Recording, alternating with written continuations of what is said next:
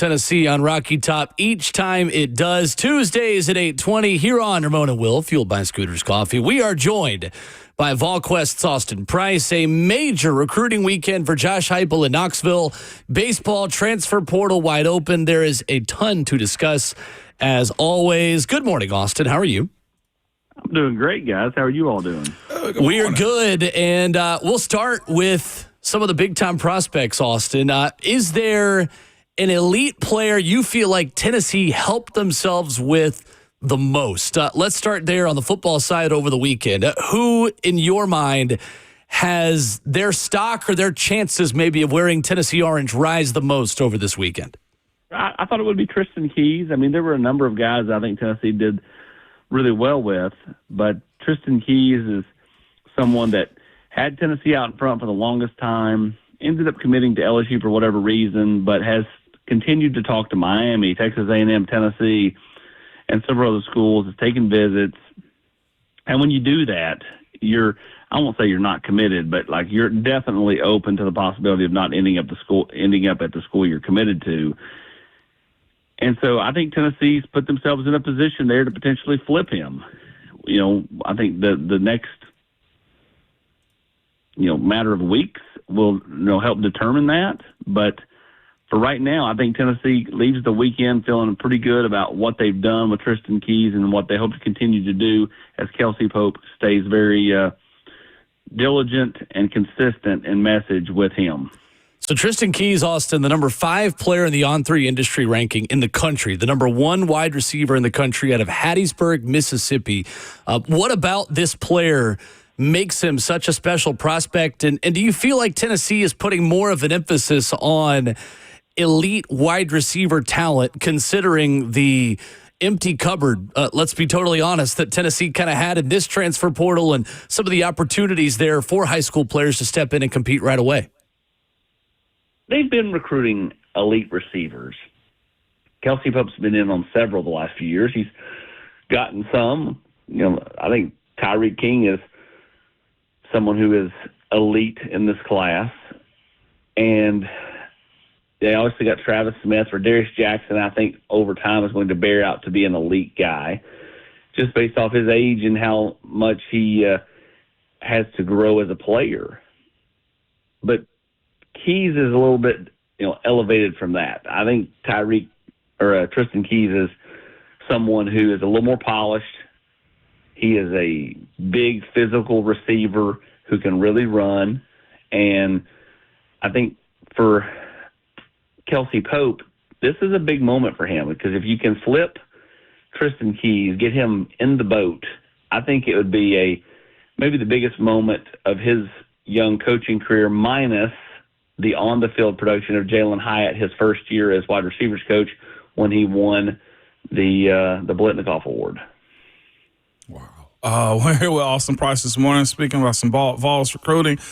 In the trenches, Austin, this past week, and it had a lot of bigs, man. How did Tennessee do with J.B. Shabazz and also guys like J.J. Finch, as you always trying to have depth at those positions?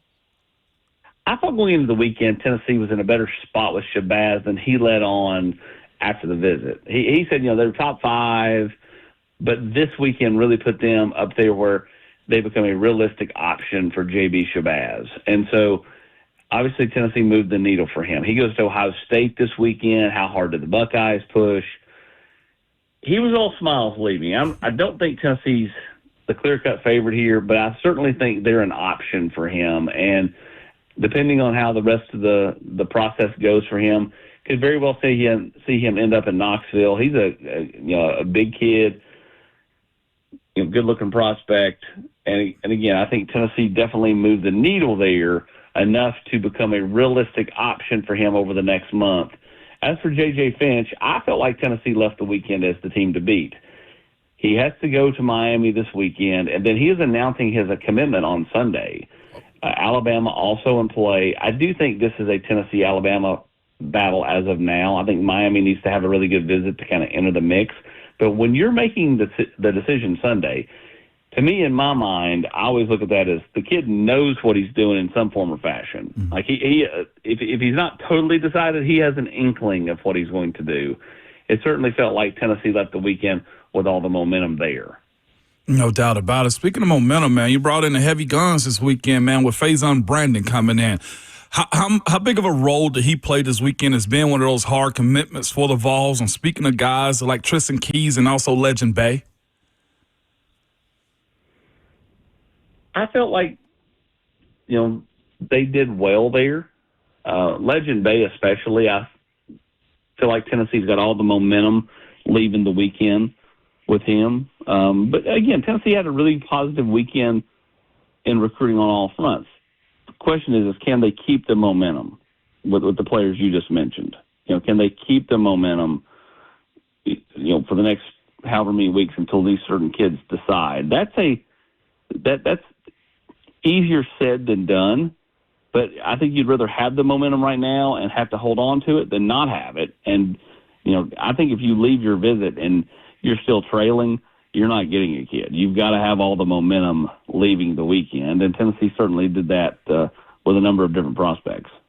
VolQuest's Austin Price with us this morning on Ramon and Will. Austin, the TJ White weekend certainly looked to go pretty well. I know you guys wrote about it at VolQuest.com. The number 5 inside linebacker in the country from Jackson Academy in Mississippi. How highly does Tennessee view him, and how much do you like their chances coming out of this weekend? Another one that Tennessee leaves the weekend with all the momentum. And he's been up here a number of different times. Tristan Givens, some of those players, I was joking with them. I'm like, y'all are up here so much, you ought to get residency. And the one mom was like, yep. Nice. Got to mom already. TJ White is a player who William Inge has been working on for months. And Tennessee had a really good weekend. He has great relationships here. He's a bigger backer. I mean, he's about 235, 240 pounds already. I mean, he's a big linebacker. And it feels like Tennessee has the momentum here. He's got one more visit to take, and then he will probably make some kind of announcement end of June, first part of July, which is, again, what most of these kids are going to do. They're going to commit end of June or sometime in July. And it feels like Tennessee's definitely got the momentum there exiting the weekend. I will continue to reiterate, they had a really good weekend and left the weekend with the momentum with several guys. Can they hold on to it? Well, Austin, you mentioned Tristan Givens. I want to ask you about him and Zion Gibson, both those two guys. I know Gibson committed to Alabama. Tristan Givens, maybe someone Tennessee is in a better position with at this point of the summer. Fair to say Givens better shot at wearing orange than Gibson, and how much did they help themselves in trying to flip the Alabama commit over the weekend? I do think that's a fair statement, mostly because one's committed and one's not. Right, fair. And I just feel like Coach Chop has done such a good job with Givens. That's a Texas A&M Tennessee battle. I still think it's a coin flip. He goes to A&M this weekend. I mean, I would give Tennessee maybe a slight edge coming off their weekend, but that could easily flip the other direction, right, with a really strong weekend in College Station. So Tennessee's done a good job there. Gibson, he's a really hard read. It certainly felt like to me leaving the weekend that he probably sticks with Alabama. But, again, really tough to read what he's saying. Like a lot of kids, sometimes it can be tattooed on a kid's forehead what he's going to do. Gibson, really tough read, really hard to get a feel for that one. I do think Tennessee's still in it. I don't think it's lock, stock, and barrel to Alabama. But I think Alabama getting the last visit will have a chance to close the door this coming weekend. Austin Price of VolQuest on 3 with us. So, Austin, when you look at the guys helping this staff recruit, it seems like everywhere I go on Instagram, on social media, you've got David Sanders, who is pulling his weight and trying to get some of these big-time players to get in the boat for Tennessee, the class of 2026. But we talked about a lot last year with George McIntyre, just having a regional and local quarterback prospect trying to help out. How much has Faison Brandon kind of moved the needle as the leader of this class and maybe raising the potential of how good this class can be himself? I do think he's helped. In this era, and I said this, I think it was with you guys. It might have been on Swain's show. In this era, I think players, whether it be a big-time quarterback or a big-time player in general can move the needle a little. I just don't think that kids are going, oh, yeah, I'm going to play with player X. Right. I think most kids are going, what's my playing time? What's my NIL situation? And then if it works out to play with player X, then that's a feather in the cap. That's a cherry on top. I think, in Ramon's day, which makes it sound like 100 years ago, black and white photos, you wanted to play with, high-end players and this and that. And you still do. People still want to play with high-end players, but that's not the end-all, be-all. But there were some kids in the last 15 years that went to a school just because a really hot top-end quarterback or a top-end middle linebacker or whatever was committed to a school. And they all joined up and got a little faction of, players, and they were, kind of this nucleus of a group. I don't think you see that as much in this era. I think most of the time it's going to be, I'd love to play with Bob, but, I've got extra money over here at this school that is life-changing money for my family, so I'm going to go here. So I think ultimately it plays a small part. It does not play a huge part in today's athlete. As of now, anyway. As of now. Now, if they collective bargaining and everything becomes more uniform, right, the money becomes more uniform, I do think it gets back into some of those things. But when right now there are no rules and you have a wide variety of ranges of pay, I don't think it matters as much. With that being said, in today's kid, Tennessee went viral this past weekend because of Tristen Keys. I was looking and laughing yes, we did it again, Austin. But, on these visits, do you have LSU calling him, texting him?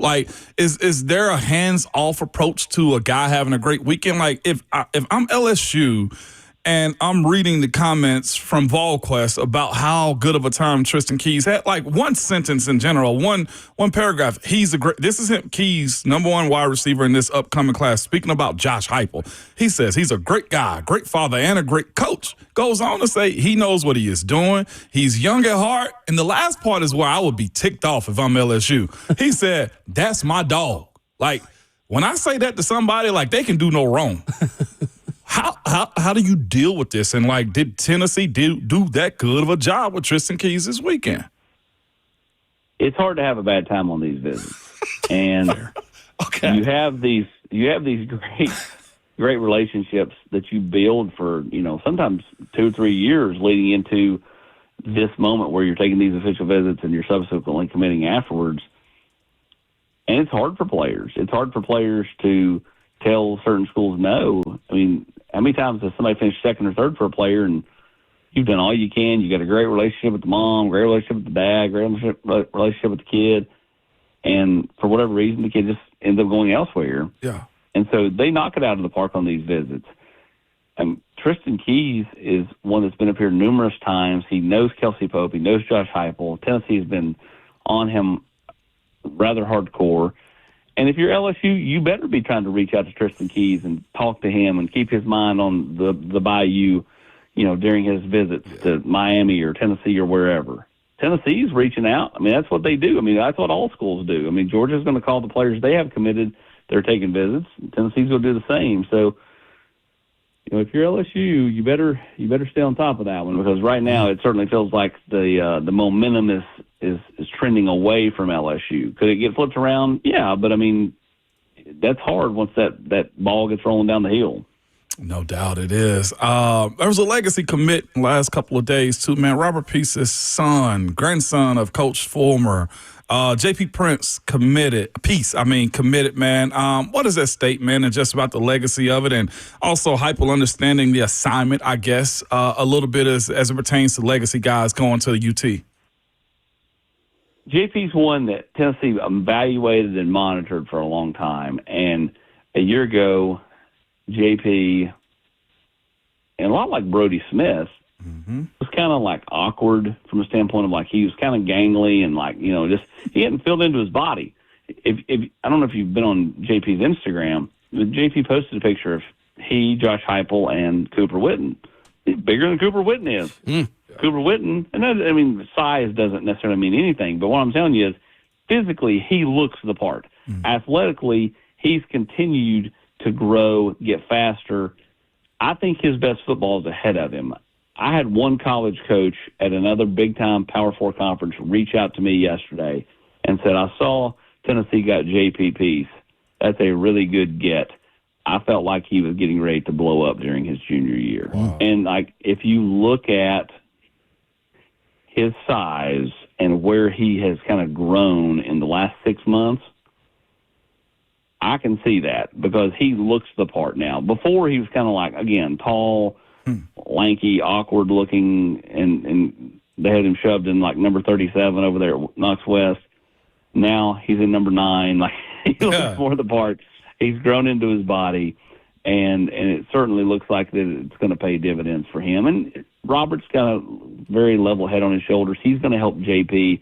Obviously, Coach Fulmer being around is another vessel and avenue for him to learn from. So it's a good addition to the class to kick off the class. Much like Cade Mays, Cooper Mays, any of these local kids over the years, having JP around is nice because if a player pops in town, maybe unexpectedly or last minute, you can have JP run over and be a host. You know, hey, come over and hang out with, Right. player X that just arrived in town, and he can be there in 20 minutes. That's a real feather in the cap. So just a smart kid who's, I think, getting better and better with football, continues to get bigger and faster and stronger, and I think his best football is ahead of him. Tons of great nuggets, as always, this morning. That's what you get when Austin Price joins us here on Ramon and Will at Austin Priceless, where you get the very best info covering Tennessee athletics on Twitter. Great stuff, Austin. Thank you. Appreciate it, guys. Thank you. Yes, sir. Austin Price joining us this morning at the podcast feed. If you missed any of those nuggets, including the nugget on Tristen Keys that had both of us a little taken aback. Crazy. Number 5 player in the country, number 1 receiver in the country. In Tennessee, in a good spot with Savion Hyder, the number 1 running back in the country. That's 2 big battles that if Tennessee wins both of those battles, Savion Hyder and Tristen Keys, we can start to have conversations about Tennessee entering the Texas, Georgia, Alabama realm.